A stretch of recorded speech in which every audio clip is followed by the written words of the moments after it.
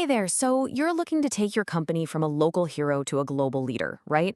Well, you've come to the right place. We've basically gone to all the top Nordic tech conferences and boiled down everything we heard into a super practical playbook for growth. Let's dive in. All right, let's kick things off with a quote that might actually surprise you, especially if you're a tech founder. Verne Harnish, who's a huge voice in business growth, makes this really bold claim. He says, yeah, your product is king, but marketing, that's what scales the entire kingdom. For companies that are so focused on R&D, this is a huge wake-up call. You can't just build an amazing thing and hope people find it. You gotta have a marketing machine that's just as good. So, here's our game plan. Think of it as 5 chapters in our playbook. We're gonna start with the foundation, then move to the blueprint, explore the next frontier, talk about the internal shift for leaders, and finally, we'll cover the ultimate fuel, the 10x mindset. All right, chapter 1. First things first, right? Before you can even think about building a skyscraper, you need a foundation that is absolutely rock solid. So let's look at the essential building blocks that every single scaling company has to get right. So according to Verne Harnish, it really all boils down to these 4 things. You've got people, that's getting the right folks on the bus; strategy, knowing exactly where that bus is headed; execution, making sure you're actually driving the bus well; and cash, having enough fuel in the tank for the whole journey. Get one of these wrong and the whole thing can wobble.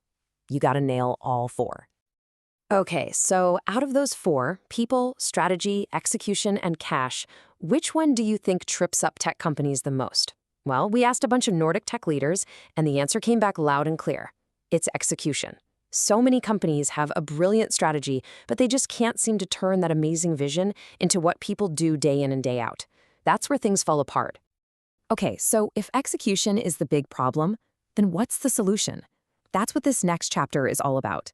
This is the blueprint, the system for taking your huge long-term strategy and making it real, making it something your team can actually do week by week. And this timeline right here, this is how you do it. This is the magic. It all starts with your big, hairy, audacious goal. That's your 10-year plus vision. And from there, you just work backwards.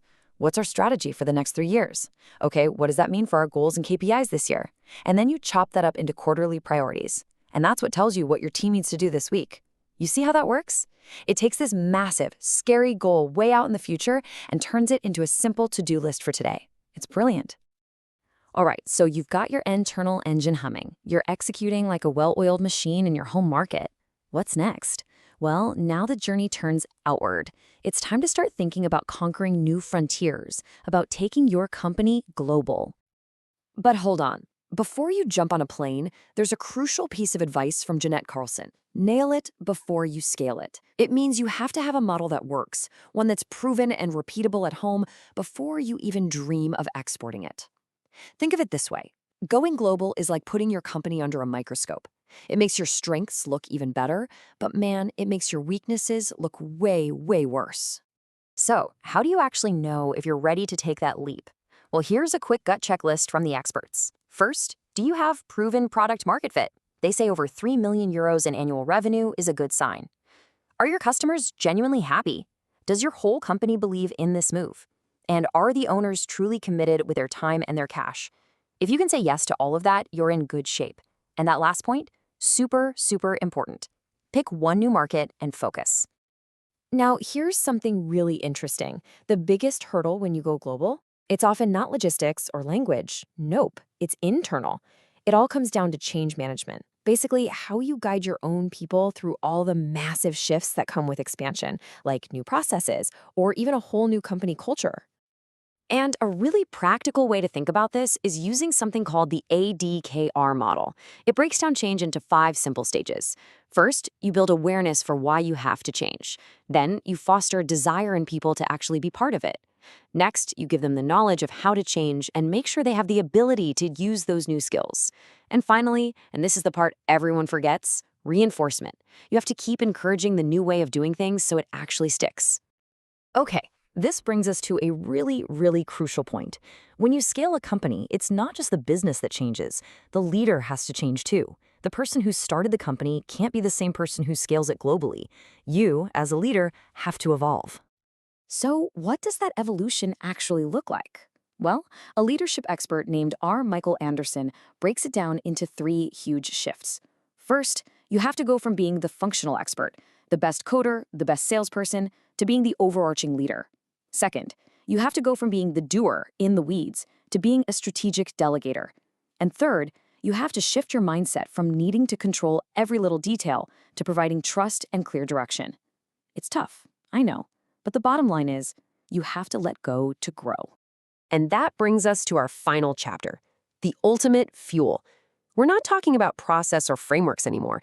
We're talking about the mindset, the psychological engine that drives everything else.